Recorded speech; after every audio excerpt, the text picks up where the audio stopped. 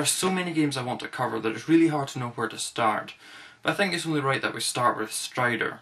Now, Strider was released in 1989 by Capcom, and it was loosely based on a Japanese manga called Strider Highlander.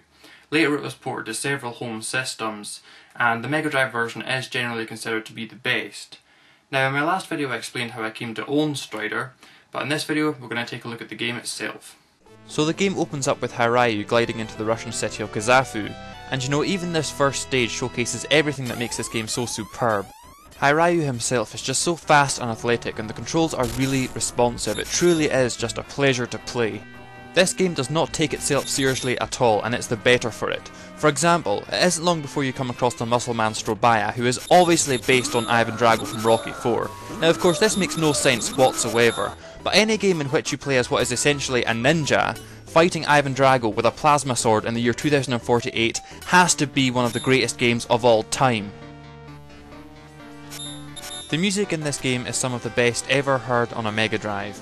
But not only does each stage have its own piece of music, but each section in each stage has its own piece of music, and they fit together sublimely.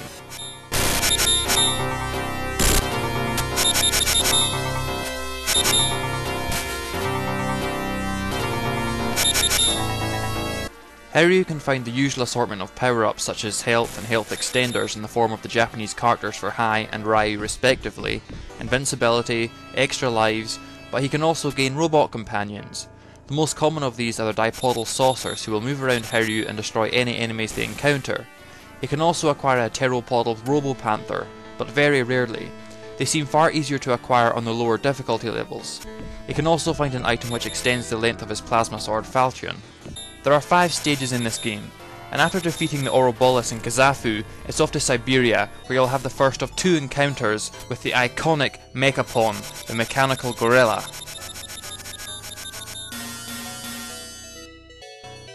You know, I love this. I just absolutely love this. Look how slick and elegant this is. Hiryu's ability to climb always separated Strider from other 2D platformers. You know, I actually think it was Strider that instilled in me the love for climbing. I think that this game made climbing cool to the eyes of a 7-year-old. After emerging onto the peak and defeating the cyborg Solo, you have to run down a mountainside littered with mines, and this is one of my favourite scenes in this game. It's so rare for a 2D platformer to give you such a sense of grandeur and openness. Why is it that in every game, no matter how good, there's always something where you play it and you think to yourself, why on earth is this in the game? You know, it could be a boss, it could be a difficult section, it could be a certain power-up, it could be anything, but there's always something. It doesn't matter what game it is. Well, this is Strider's something. Basically, you have to jump from shuttle to shuttle until you reach the giant cruiser, and doing that is easy enough, but it's not so easy when you've got bombs raining down on you. Now my complaint about this section is that sometimes it's simply impossible to avoid taking a hit. There is so little space to move on, and on the hardest difficulty the bombs take a few hits to destroy. The wind can also change randomly, so it isn't always possible to simply anticipate in which direction a bomb will fall. Oh, that was close. Oh, Jesus! On the easy difficulty, there are no bombs here, and you may well think, well, put the game on hard and what do you expect? But my point is that sometimes this section isn't just hard, sometimes it isn't possible. The only time you should ever take damage in a game is if you fail to avoid taking that damage. But here, sometimes there is just literally nothing you can do. When you finally reach the cruiser, you climb on board and have to fight 3 martial artists who constitute the boss of this stage, and then finally take command of the ship by facing the pilot, who'd rather fall to his death than fight you. I love it how you can effectively commit suicide yourself by jumping through the window and still finish the stage successfully. The next stage takes place on the flying fortress Balog. This is where, after destroying the Eliminator cannon, you can find the well-known hidden panda. As far as I can tell, finding the panda just gives you points, but it's funny to see. There's a system of conveyor belts that you can negotiate, but I prefer to just take a shortcut under the bottom of the battleship, once again employing Hiryu's awesome climbing skills.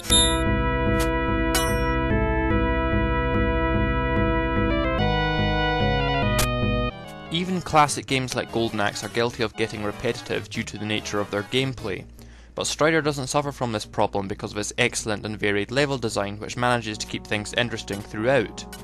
On the flying fortress Belog alone, you go from an anti-gravity chamber to another iconic scene where you must destroy the anti-gravity unit which keeps Belog in the air.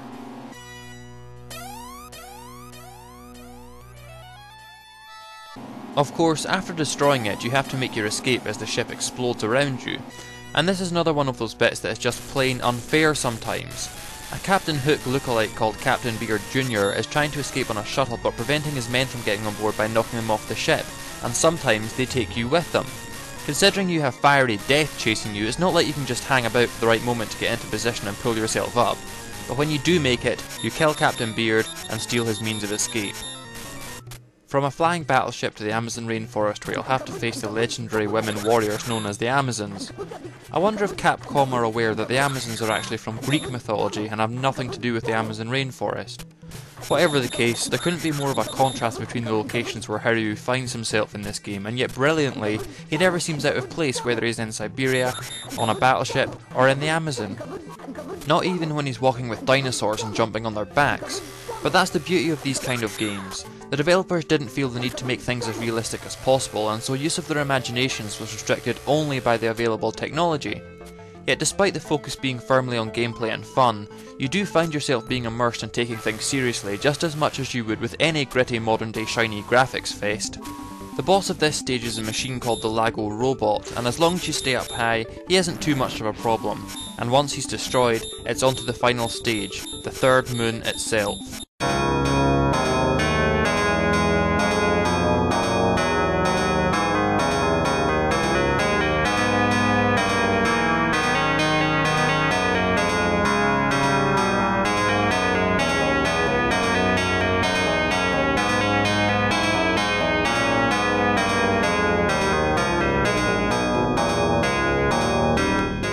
As you'd expect, this is the stage where things get difficult.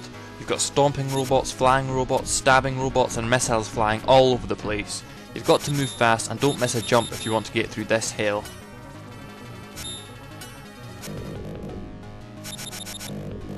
This final stage also contains one of my favourite sections in any game ever, where you have to work your way across a space upside down while drills come out the walls, seamen fire missiles at you and robots and drones try to shoot you.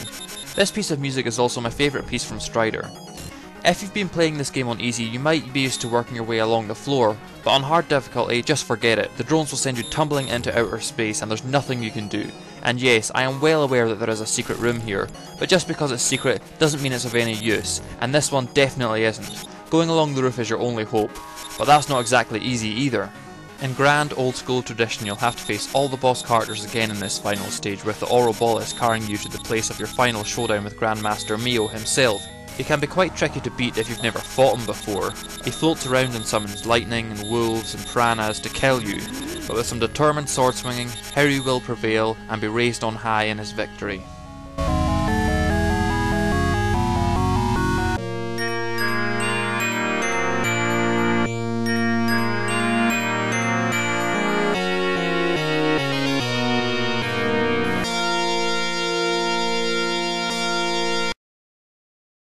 The ending of the game has Hiryu watching the third moon be destroyed before taking off on his glider through a cast list, which sees all his enemies appear for one last time. Finally, he flies back to the Earth and on to further adventures.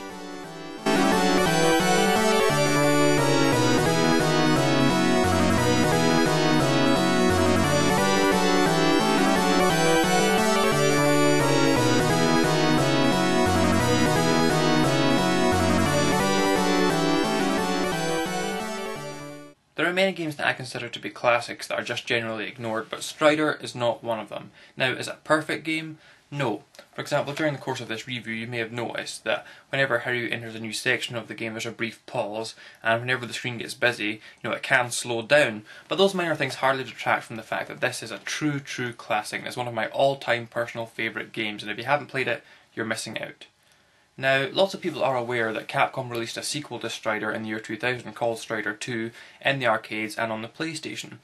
But not so many people are aware that there was actually a sequel to Strider before that called Strider Returns, or simply Strider 2 in Europe, and it was actually developed by a completely different company.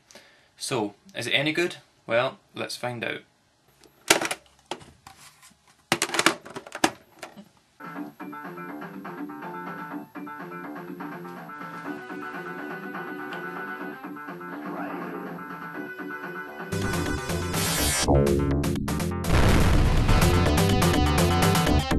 Rider.